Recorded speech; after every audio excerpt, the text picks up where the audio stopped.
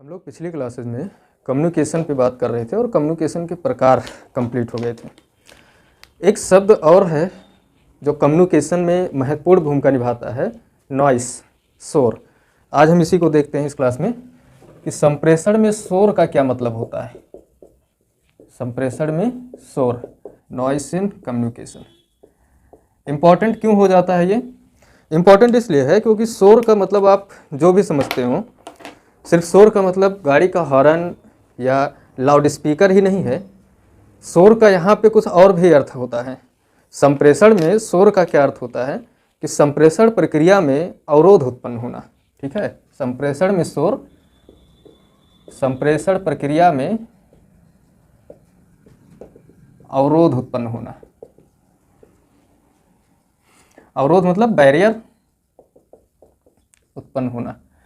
ये संप्रेषण में शोर है। यानी जो भी आप किसी के साथ बातचीत कर रहे हैं, कम्युनिकेशन स्थापित किए हैं, अगर इसके दौरान कोई भी बाधा आ रही जरूरी नहीं है कि लाउड स्पीकर की ही बाधा हो, जरूरी नहीं कि ट्रैफिक की ही बाधा हो सकता है कि नेटवर्क की प्रॉब्लम हो, आवाज़ कट रही है, या फिर ये भी हो सकता है कि आपको खांसी आ रही हो, आपको सर्दी हुई है, या फिर आपके शरीर में दर्द हो रहा है, आपका ध्यान बार बार उस पर जा रहा है।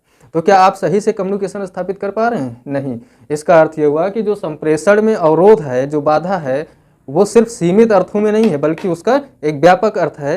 और उसका मतलब ये हुआ कि संप्रेषण के दौरान यानी बातचीत के दौरान कोई भी ऐसा कारक जो उसमें क्या करे, रुकावट पैदा करे, वो क्या है? संप्रेषण में बाधा है, अर्थात शोर। उसी को नॉइस कहते हैं। संप्रेषण में शोर सिर्फ गाड़ियों का हॉर्न तक सीमित नहीं है। ठीक है, ये बात आप ध्यान में रखिएगा। नेटवर्क में प्रॉब्लम है तो भी ये शोर ही कहा जाएगा, नॉइस ही होगा। क्यों? क्योंकि ये टेक्निकल वर्ड है, शोर। ठीक है, हमारे आसपास का जो भी पर्यावरण है वही इसका क्या है? प्रमुख स्रोत है। शोर का जो स्रोत है आसपास का पर्यावरण, आसपास का पर्यावरण ही इसका प्रमुख स्रोत है।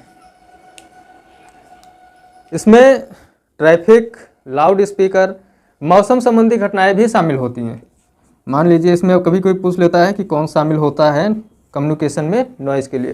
ट्रैफिक है, ट्रैफिक मतलब जो गाड़ियों का हॉर्न होता है, ट्रैफिक लगेगा तो हॉर्न तो बजेंगे ही। मौसम संबंधी घटनाएं, मौसम संबंधी घटनाएं कौन कौन सी होंगी?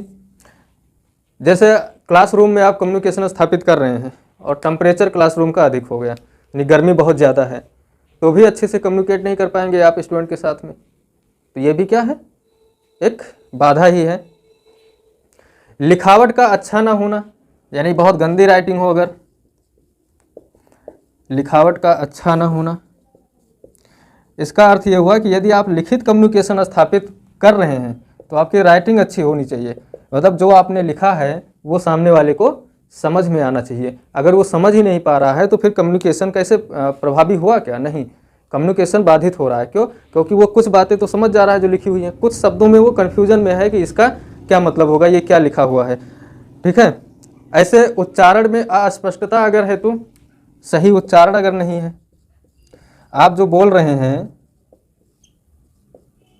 अगर वो आप ऐसे बोल रहे हैं कि सामने वाले को समझ में नहीं आ रहा है, आप बहुत स्पीड में बोले जा रहे हैं, या आपके शब्दों में क्लियरिटी नहीं है, तो भी क्या होगा? ये एक बाधा है कम्युनिकेशन में, अर्थात नॉइस का रूप ले लेगा। ये सभी कारक जो होते हैं, इतने कारक हैं, और भी कारण, आप शरीर में दर्द, सर्दी, जुकाम, ये सब आप उसमें रख सकते हैं। और भी बाधाएं हम बात करेंगे कम्युनिकेशन में, बाधाएं जो हैं, लेकिन यहाँ शोर शब्द को हमने स्पेशली लिया है। इसके 3-4 प्रकार भी हो सकते हैं। अब अगर इन सबको, इन बाधाओं को अलग अलग बांटा जाए कैटेगरी में, तो एक होता है शरीर क्रियात्मक शोर, यानी जो शारीरिक शोर होता है। इसमें क्या होता है कि जब आपको भूख लगी हो तब भी आप अच्छे से कम्युनिकेट नहीं कर पाएंगे।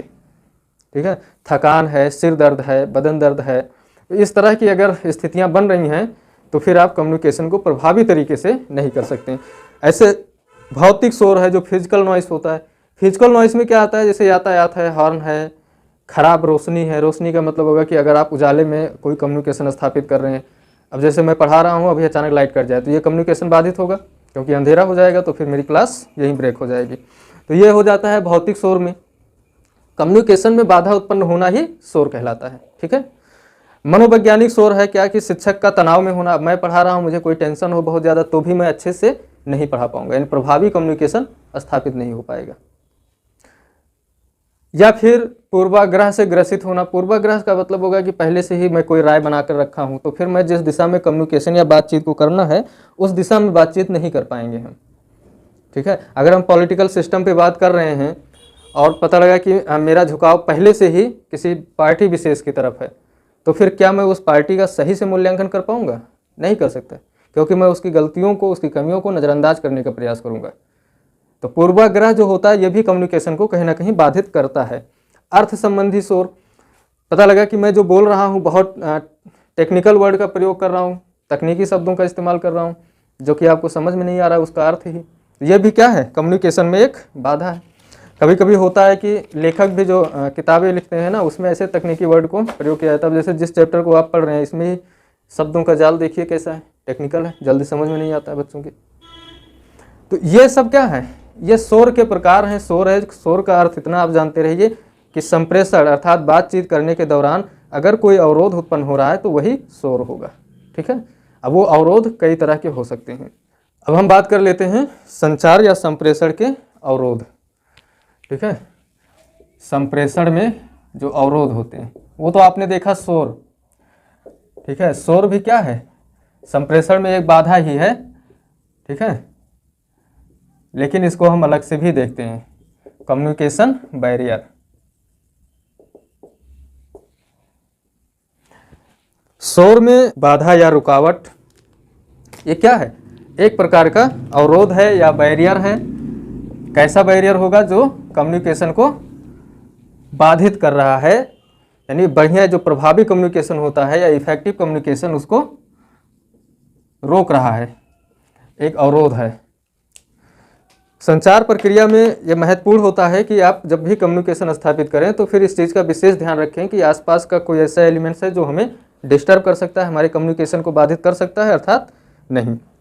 अब इससे होता क्या है कि जब कोई अवरोध मान लीजिए है ही और आप कम्युनिकेशन स्थापित कर रहे हैं तो इसका सबसे बड़ा नुकसान जो होता है कि जो आपका मैसेज है, जो संदेश है या सूचना है, उसको ग्रहण करने में, ठीक है, और उसका अर्थ समझने में परेशानी होती है। जैसे जो रिसीवर है, अब पता लगा कि आप ट्रैफिक में बातचीत कर रहे हैं कोई और बहुत तेज़ी से हॉर्न बज रहा है, तो सामने वाला बार बार पूछता है क्या क्या बोल रहे हैं, क्या बोल रहे हैं, तो ये उसको सुनाई भी नहीं देता और जो सुनाई देता है उसका सही सही उसे अर्थ जो है वो समझ में नहीं आता, यानी प्राप्तकर्ता को बहुत कठिनाई होती है, जो रिसीवर होता है उसको बहुत परेशानी होती है उसके आपके मैसेज या जो सूचना है उसको समझने में।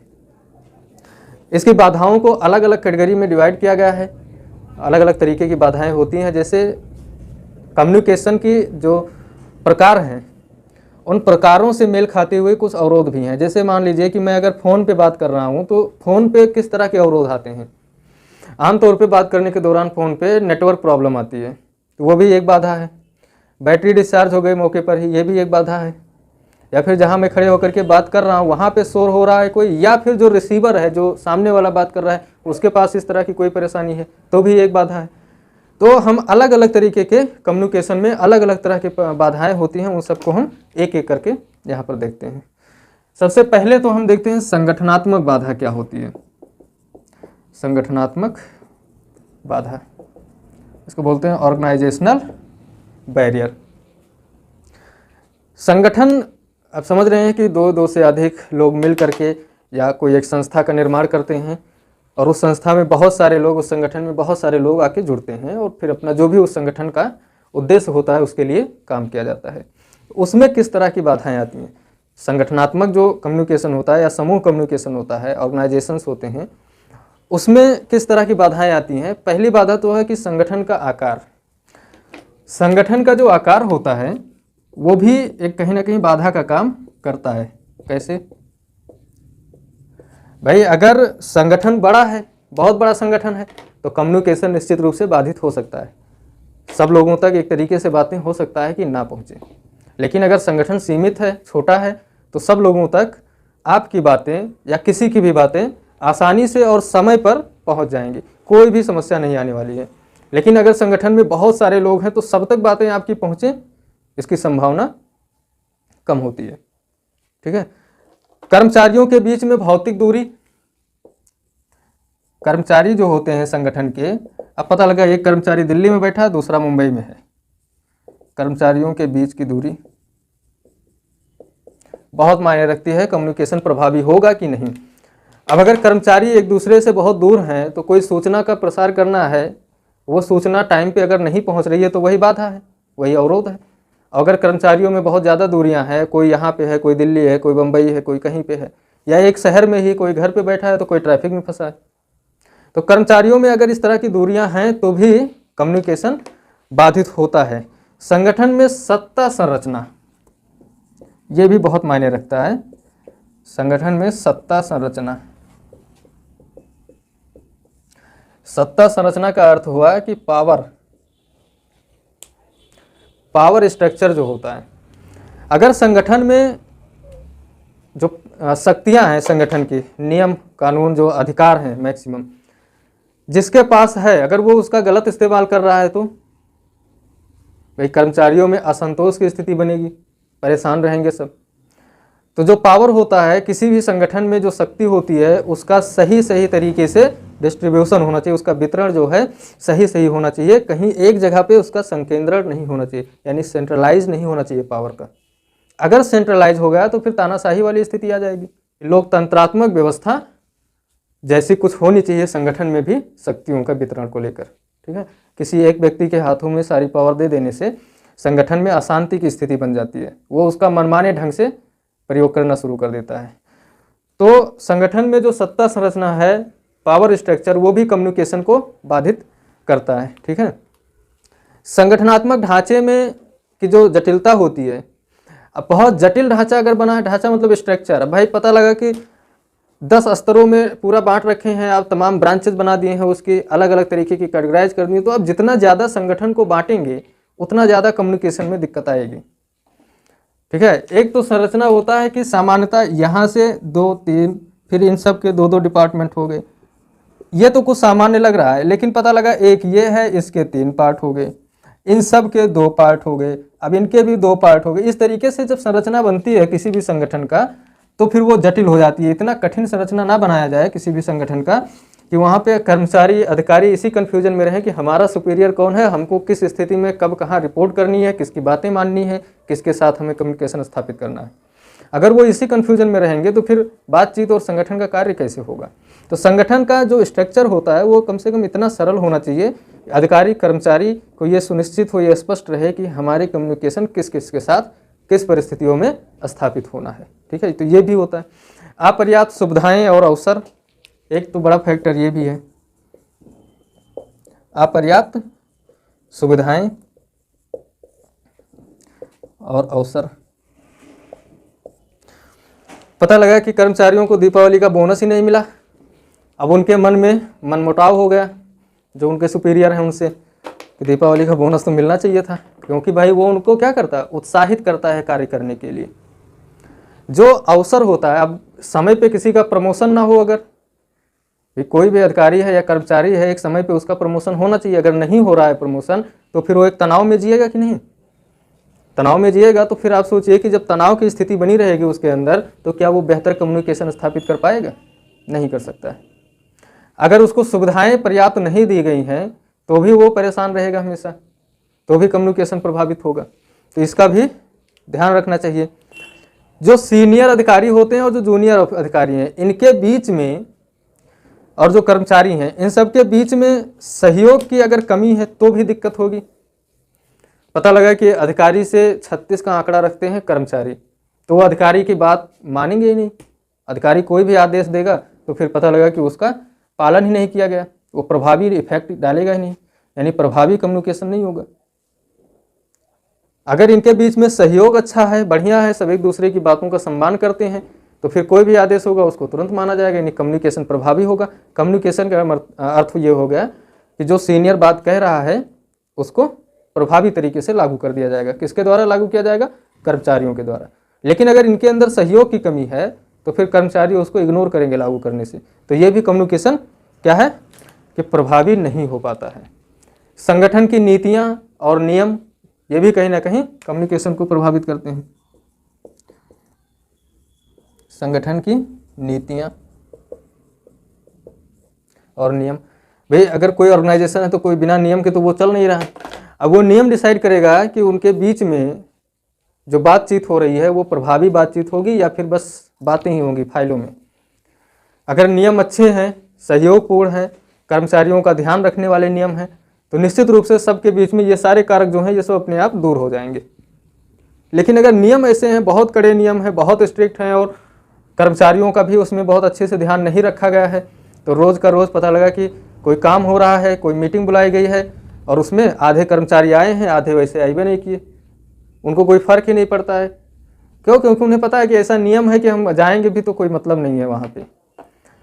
तो ये सारे कारक ऐसे हैं जो संगठनात्मक बाधा के रूप में जाने जाते हैं। यानी किसी भी ऑर्गेनाइजेशन में इस तरह की, अगर ऑर्गेनाइजेशन में कोई कम्युनिकेशन स्थापित करना है, कम्युनिकेशन की बात हो, तो वहाँ पे इस तरह की समस्याएं देखने को मिलती हैं। ठीक है, ये कम्युनिकेशन में 2 टॉपिक आपने देखा, नॉइस क्या होता है, शोर, और एक संगठनात्मक बाधा पे बात हो गई है। अन्य बाधाओं पे हम बात अगली क्लास में करेंगे।